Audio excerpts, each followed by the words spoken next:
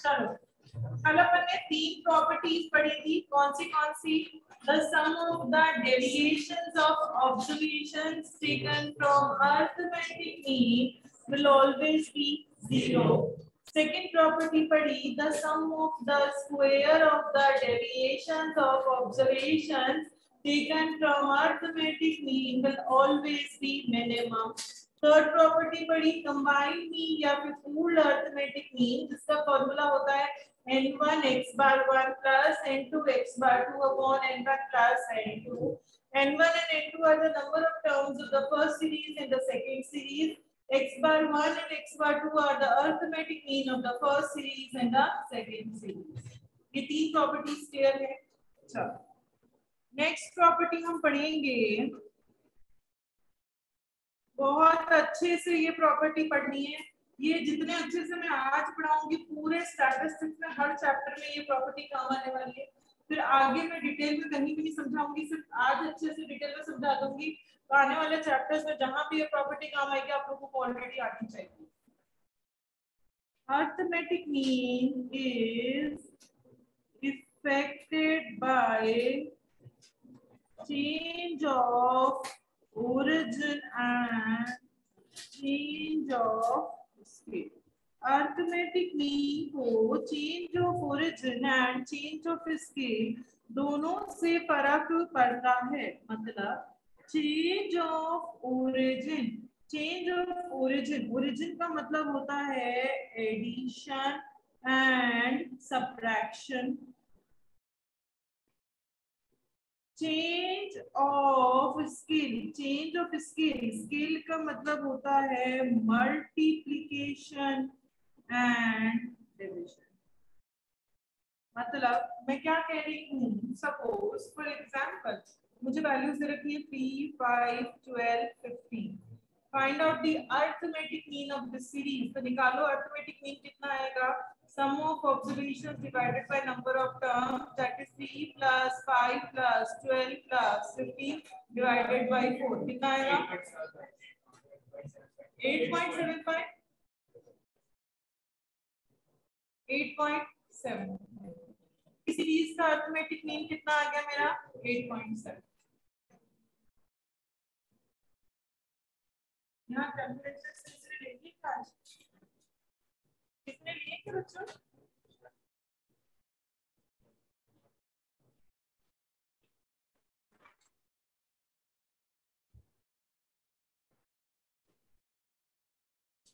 Suppose मुझे ऐसा कुछ दे दिया, इस सीरीज का तो मैंने अरिथमेटिक मीन निकाल दिया, उसने कहा विदाउट एनी मोर कंप्यूटेशन। ये लाइन लिखी हुई है कि आपको कोई कैलकुलेशन कोई फॉर्मूला नहीं निकालना, फिर इस नई सीरीज का अरिथमेटिक मीन निकालो। अब देखो ध्यान दो, मैंने 3 में ऐसा क्या किया कि 5 का क्या किया 3 में ऐसा +2। 5 में ऐसा क्या किया कि 7 आ गया +2। 12 में ऐसा क्या किया कि 14 आ गया +2। 3 या 4 ऑब्जर्वेशन शुरू की, हम चेक करेंगे सब में मैंने कांस्टेंट 2 ऐड किया है। इसका मतलब नया अरिथमेटिक मीन भी कितना होगा, जो पुराना अरिथमेटिक मीन था उसमें भी उतना ही एडिशन कर दो जितना कांस्टेंट आपने हर एक ऑब्जर्वेशन में ऐड किया होगा। तो पुराना अरिथमेटिक मीन कितना था 8.75, उसमें भी मैं +2 कर दूंगी, तो ये नई सीरीज का अरिथमेटिक मीन कितना हो गया 10.75। मुझे कोई फॉर्मूले में लगा के देखने की जरूरत नहीं है, सिर्फ मुझे ये देखना है कि किस वजह से वो नई सीरीज बनकर आ रही है। तो मैंने जितना कांस्टेंट हर एक ऑब्जर्वेशन में ऐड किया उतना ही कांस्टेंट मुझे अरिथमेटिक मीन में ऐड करना है to get the new arithmetic mean.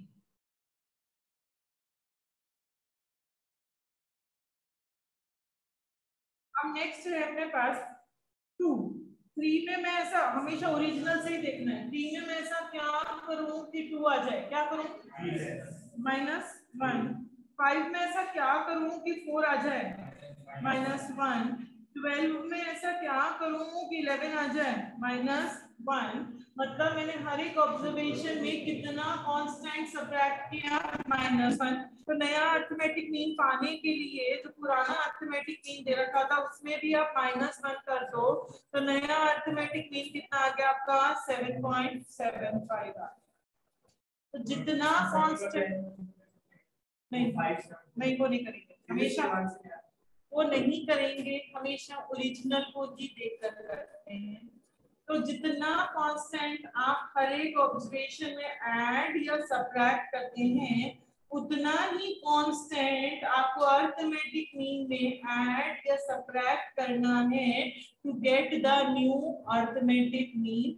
इसको कहा जाता है चेंज ऑफ ओरिजिन। ओरिजिन का मतलब है एडिशन एंड सब्ट्रैक्शन, कि जितना कांस्टेंट मैं ऐड या सब्ट्रैक्ट कर रही हूँ हर एक ऑब्जर्वेशन में उतना ही कांस्टेंट मुझे ऐड या सब्ट्रैक्ट करना है अरिथमेटिक मीन में to get the new arithmetic mean.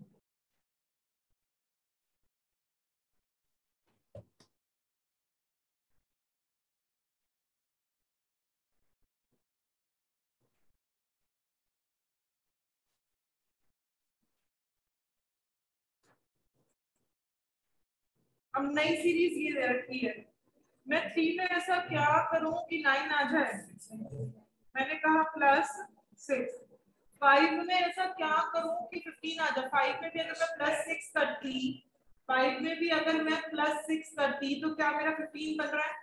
नहीं, मतलब ये मेरा लॉजिक गलत है, जो मैंने सोचा वो गलत है। अब दूसरा लॉजिक सोचो, 3 में मैं ऐसा क्या करूं कि 6 आ जाए। मल्टीप्लाई बाय 2, सॉरी 3 से मल्टीप्लाई। 5 में ऐसा क्या करूं कि 15 आ जाए। 12 में ऐसा क्या करूं कि 36 आ जाए। Multiply by 3। मतलब हर एक ऑब्जर्वेशन में कितना कांस्टेंट आप मल्टीप्लाई कर रहे हो 3 से। तो नया अरिथमेटिक मीन पाने के लिए जो ओल्ड अरिथमेटिक मीन था उसमें भी आप मल्टीप्लाई बाय 3 कर दो। 8.75 मल्टीप्लाई 3, तो नया अरिथमेटिक मीन कितना आ गया 26.725।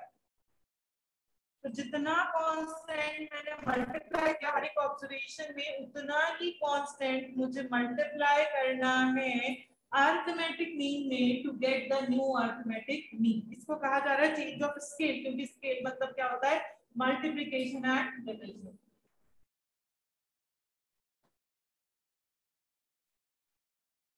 सपोज मैंने यहाँ ऑब्जर्वेशन चेंज कर दी, मेरे को आपको सिखाना है इसलिए चेंज किया अभी। मैं 3 में ऐसा क्या करूं कि 1 आ जाए -2। 6 में भी -2 करती तो 2 आ रहा है, नहीं, मतलब मेरा ये लॉजिक गलत है। 3 में मैं ऐसा क्या करूं कि 1 आ जाए, डिवाइड बाय 3। 6 में क्या करूं कि 2 आ जाए। 12 में क्या करूं कि 4 आ जाए। मतलब हर एक ऑब्जर्वेशन में कितना कांस्टेंट डिवाइड किया 3 से। तो नया अरिथमेटिक मीन पाने के लिए 8.75 डिवाइड बाय 3, नया अरिथमेटिक मीन कितना आ गया 2.9166। आपका नया अरिथमेटिक मीन आ गया। हाँ, इसका क्या आएगा?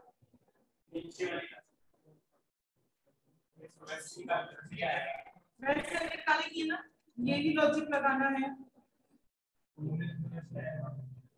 हाँ, फॉर्मूला लगाना ही नहीं है बेटा, फॉर्मूला नहीं लगाना। 2.9116 अप्रोक्सीमेटली 3 के बराबर है, इससे आंसर 3 आ रहा है। बट हमेशा ये चीज, अच्छा हाँ मैंने 6 कर दिया ना, तो 8.75 नहीं रहेगा, वो ओरिजिनल अरिथमेटिक मीन तो चेंज हो जाएगा अपना। वो मैंने चेंज कर दिया वैल्यू, यहाँ पे 5 था, यहाँ से करोगे तो ये चेंज हो जाएगा, ये चेंज हो जाएगा, तो ये एग्जैक्ट आ जाएगा। पर अपन को यही लॉजिक लगाना है, change of origin change of scale वाला अपन को फॉर्मूले से नहीं निकालना। अगर मैं ये 6 करती तो 9 आ जाता, 9 डिवाइड बाय 3 आ जाता 3। आ गया समझ में?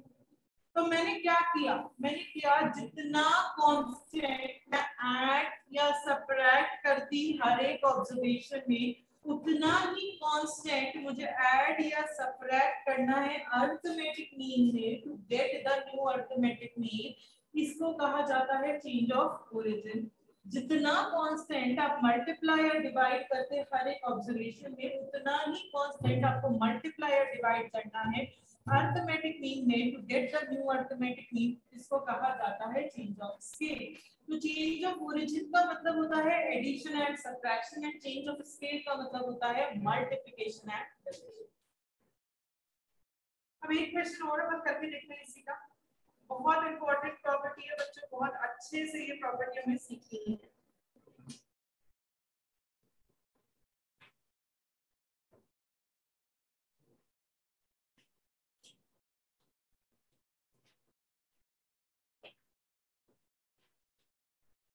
इससे कहा फाइंड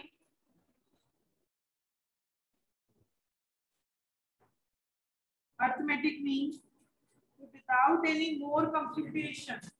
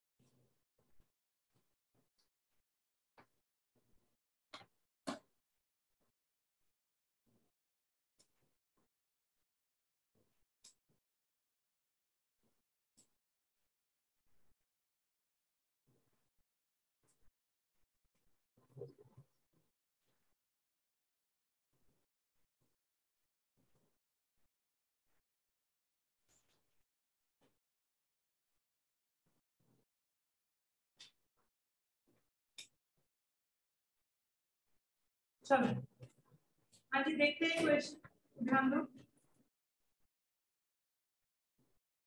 उसने कहा find out the arithmetic mean of this series. इसका अरिथमेटिक मीन निकालना है। तो अरिथमेटिक मीन निकालने के लिए फॉर्मूला होता है sum of observations divided by number of terms.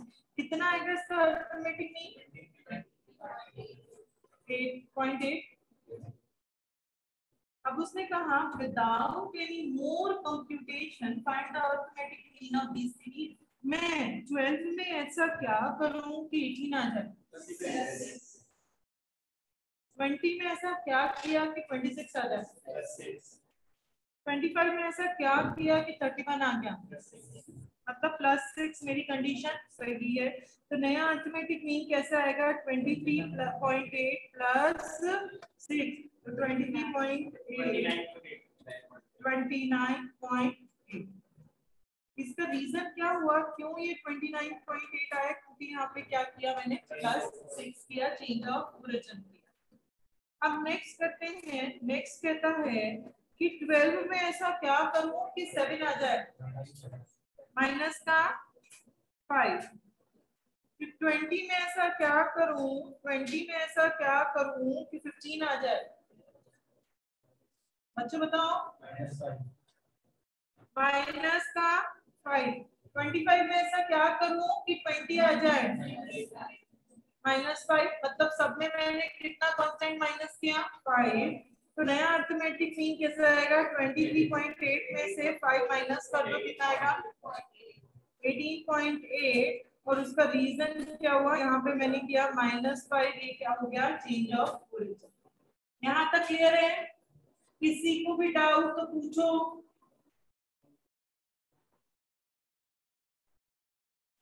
मैं 12 में ऐसा क्या करूं कि 48 आ जाए, 20 में ऐसा क्या करूं कि 80 आ जाए, 25 में इंटू 4। मतलब हर एक ऑब्जर्वेशन में कितना कांस्टेंट मल्टीप्लाई किया, 4।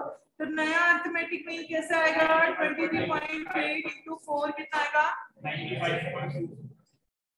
95.2। रीजन क्या हुआ इसका, multiply by 4, multiply by 4, sorry.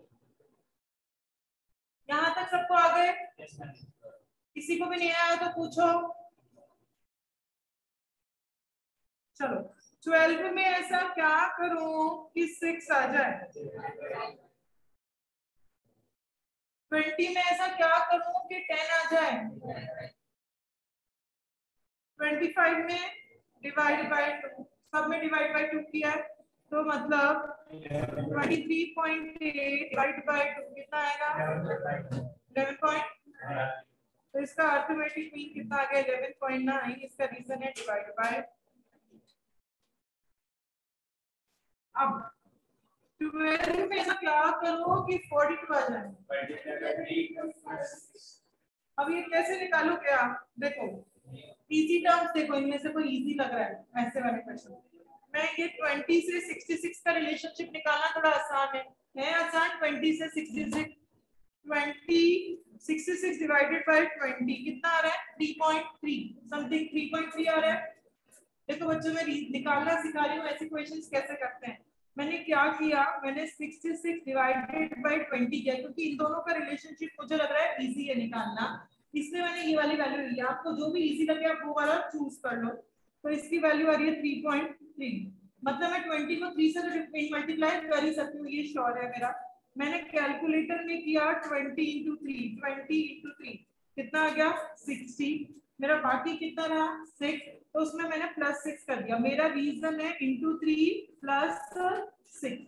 मैंने ये रीजन निकाला कि मैंने क्या किया, 20 से 66 तक पहुंचने के लिए मैंने क्या किया, इंटू 3 + 6 किया। देखो क्या पता मेरा गलत भी हो, क्या पता मेरा सही हो। आगे की एक दो और सेटिस्फाई करवा के देखो कि आप सही कर रहे हो या गलत।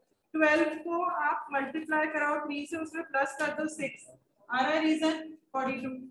20 वाला हो ही गया, एक और 25 वाला और चेक कर लो। 25 इंटू 3 प्लस का 6 कितना आ रहा है, 81। मतलब मेरा ये रीजन एकदम सही है, जो मैंने निकाला है वो एकदम सही है, गलत नहीं है। तो मेरा रीजन क्या है, यहाँ पे मल्टीप्लाई बाय 3। तो 23.8 को मल्टीप्लाई 3 कर दो, फिर उसको +6 कर दो। बोर्ड मास रूल पता है, पहले मल्टीप्लिकेशन होता है फिर एडिशन होता है।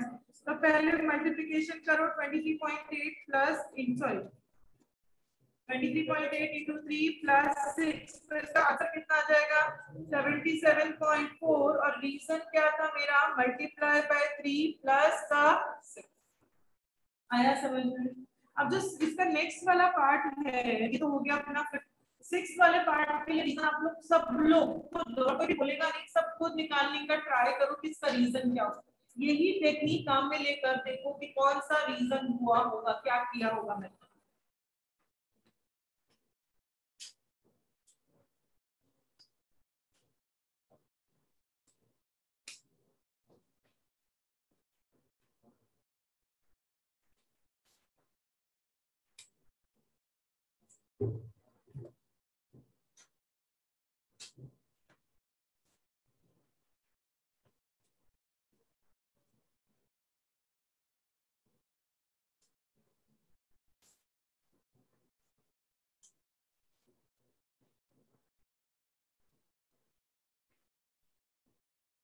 इसमें मैं 12 से 32 का रिलेशनशिप निकालने की कोशिश करती हूँ। 12 में आप 12 इंटू समथिंग कर दो तो 32 12 into 4 minus 12 into 4 minus 32 divide by 12 2.66 तो आपने किया 12 इंटू 2 कैसे निकाला आप लोगों ने ये कैसे निकाला ये इंटू 4 माइनस 16 हाँ कैसे निकाला ये देखते हैं आगे इसका reason into 4 minus minus 4 into 4 भी हो सकता है रीजन हो सकता है 12 में से मैंने माइनस 4 किया 8 4 32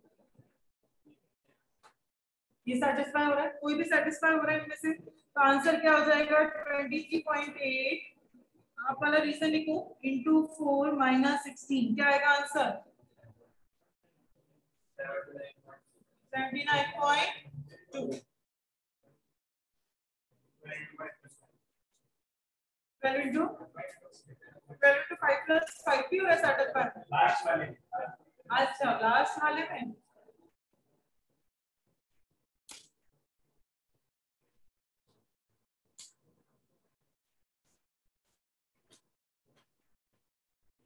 आया समझ में लास्ट वाले में क्या रीजन है इंटू 5 प्लस 5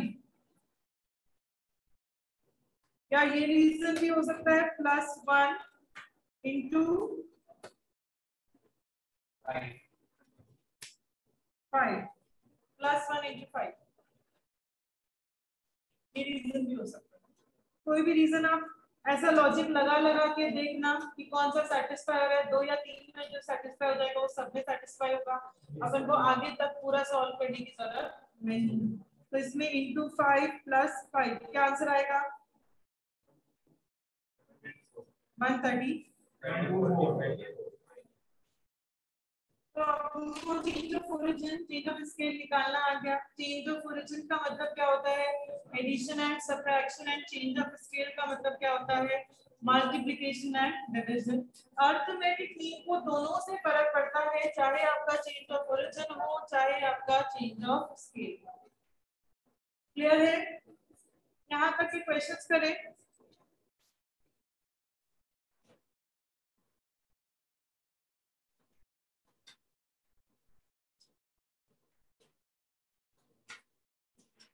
बीच में अपने कुछ क्वेश्चंस रह गए डी को डी तो बाद में करेंगे अभी करना है 15 16 17 18 19 20 क्वेश्चन नंबर 15 से 20 तक अभी करने हैं क्लास में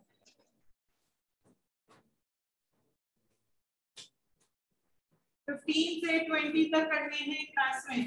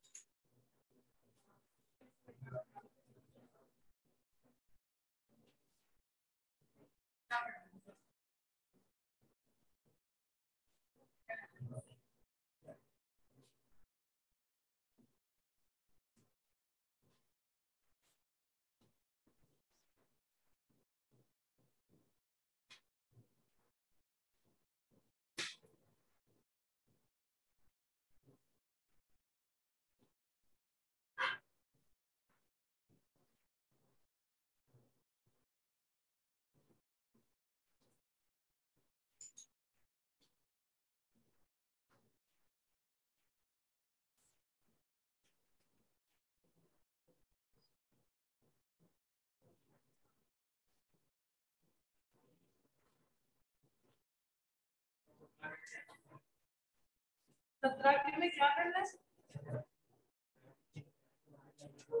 सोचो क्या करना है?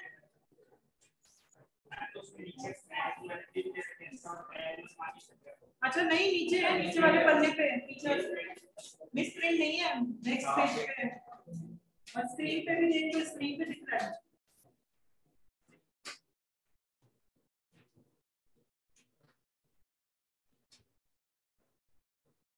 कंबाइंड मीन निकालने का फॉर्मूला होता है n1 x bar 1 plus n2 x bar 2 upon n1 plus n2. n1 and n2 are the number of terms of the first series and the second series. X bar 1 is the mean of the first series and x bar 2 is the mean of the second series. हाँ जी, online 15 का answer chat पे भेजिए।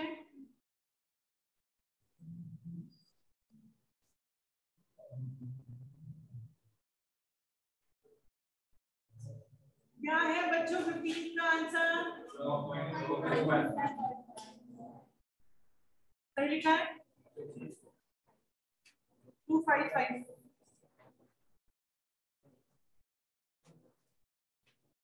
किस किस का आ गया? 15 किस किस का आ गया? रेशियो है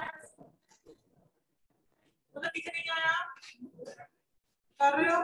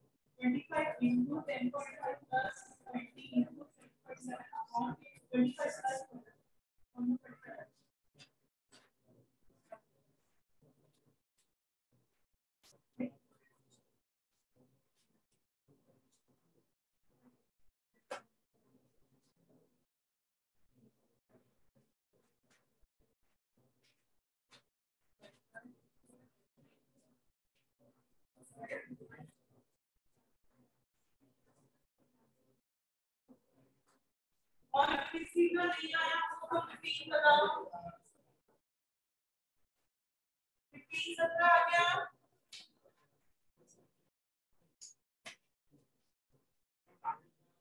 20।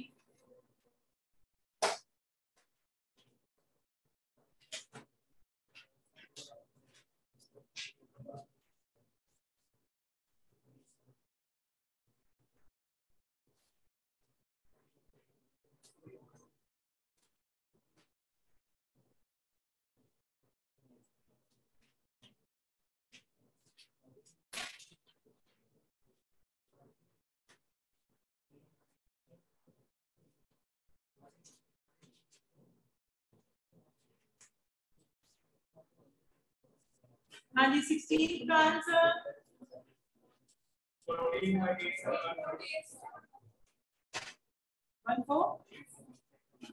चेक करो सबका आया नहीं आया। वेरी गुड में 16 का आ रहा है नहीं आ रहा?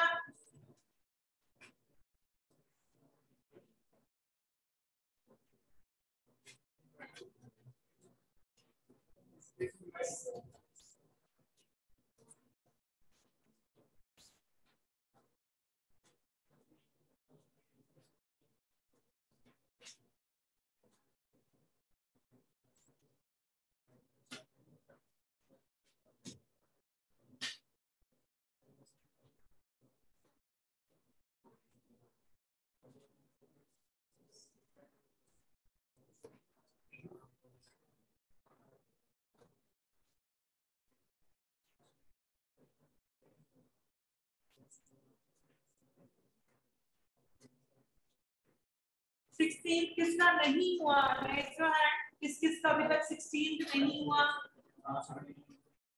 सबका हो गया?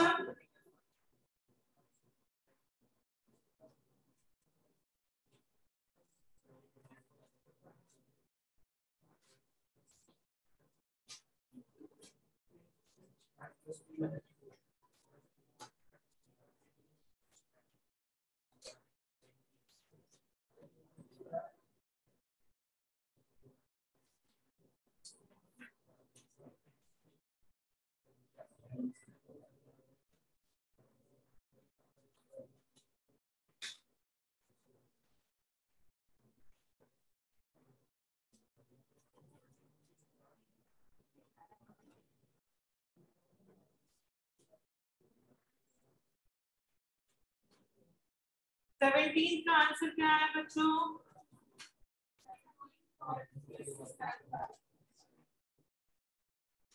सही लिखा है क्या? चेक करो।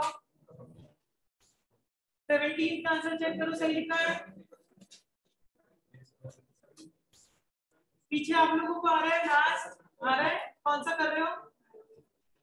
17 16 हो गया। Very good.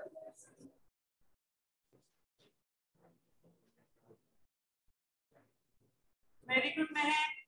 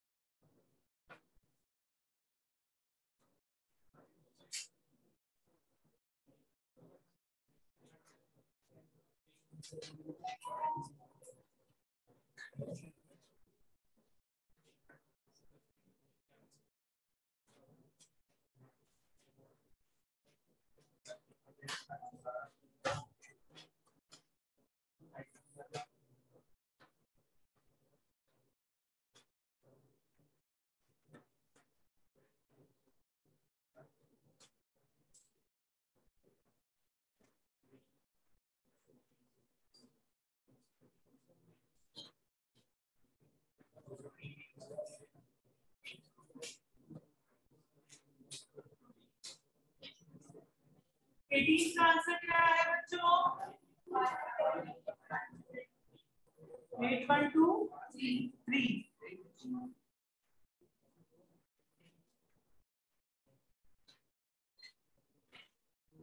किसी को नहीं आ रहा पूछो।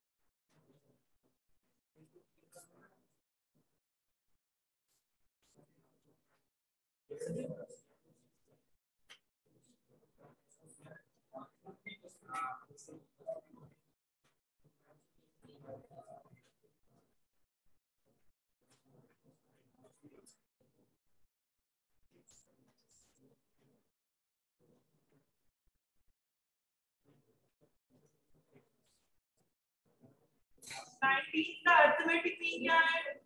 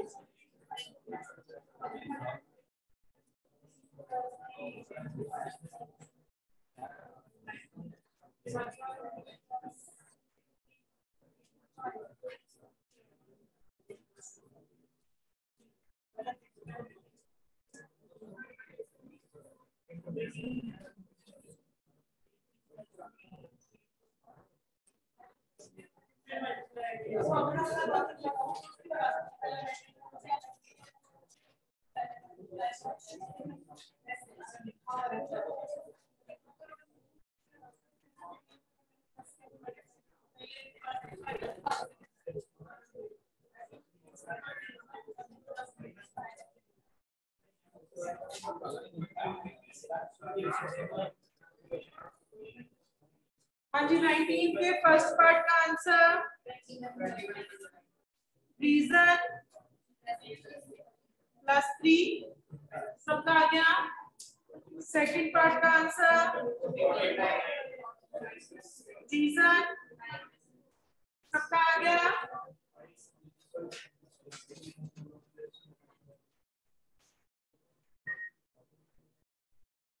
थर्ड पार्ट का आंसर रीजन। यहाँ तक का सबका हो गया। थर्ड पार्ट तक है, किसी का भी बाकी है तो raise your hand.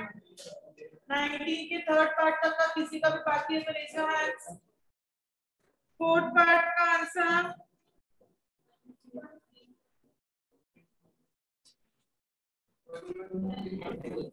113 reason multiply by 6। देखो बच्चों सही लिख रही हूँ क्या? 4 तक सबका हो गया या किसी का भी बाकी है? फिफ्थ पार्ट का आंसर 10 रीजन मल्टीप्लाई बाय 5। और कोई रीजन? Multiply 5 plus 15। और कोई रीजन? सारे रीजनों से आंसर सेम आएगा, कोई फर्क नहीं पड़ता कोई भी रीजन।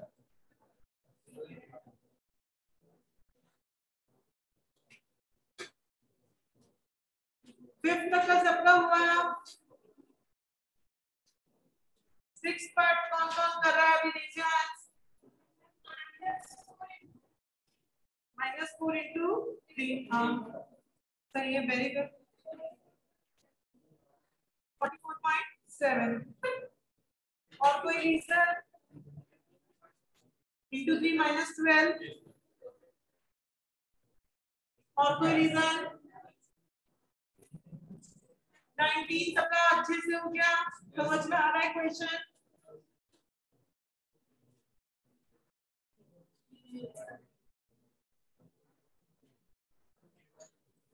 ट्वेंटी वाला करो, 20 वाला करो।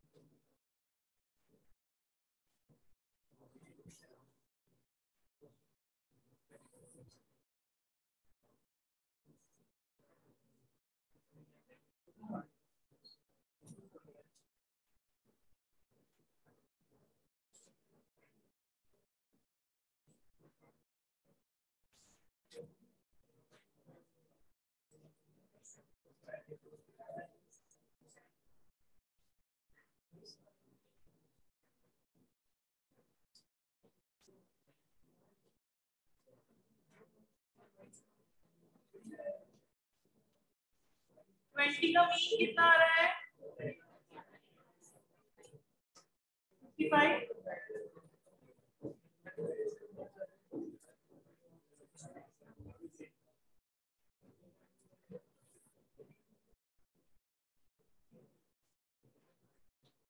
इसका फर्स्ट का आंसर रीजन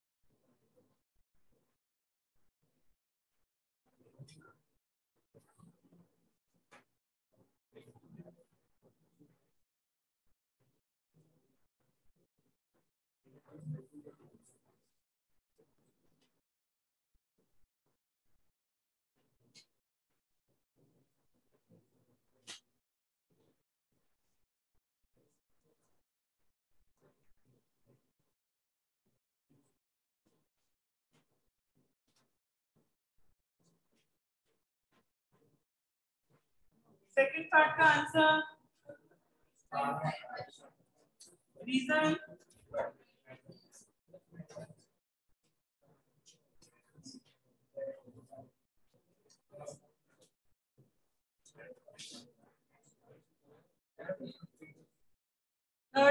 आंसर?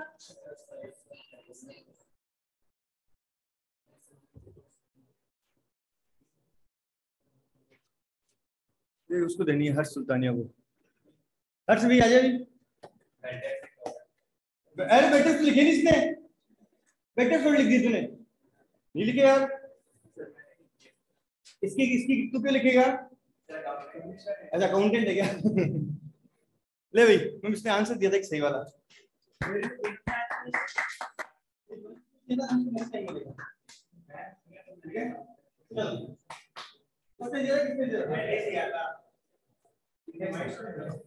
चलो मैम ये पढ़ा नहीं तो थोड़ा कर लियो। और सबसे मोस्ट क्वांटिटी विचार है वंश, ठीक है ना? नहीं पढ़े तो ठीक है ना, पढ़े तो कोई दिक्कत ही नहीं, पढ़े तो मेरे को बोल देना।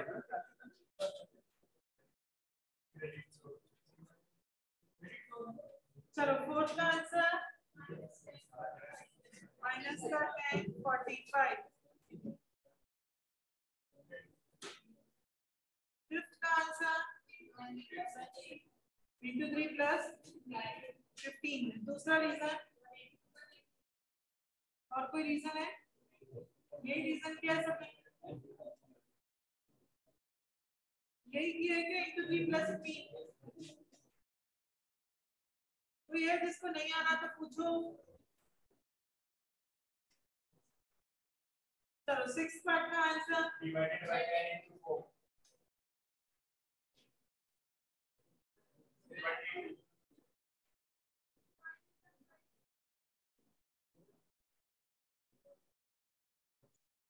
हो गया सबका? हो गया सबका? चलो आज इतना ही करेंगे, बाकी का कल कंटिन्यू करेंगे। Very good 180। अच्छा वेरी गुड। बाय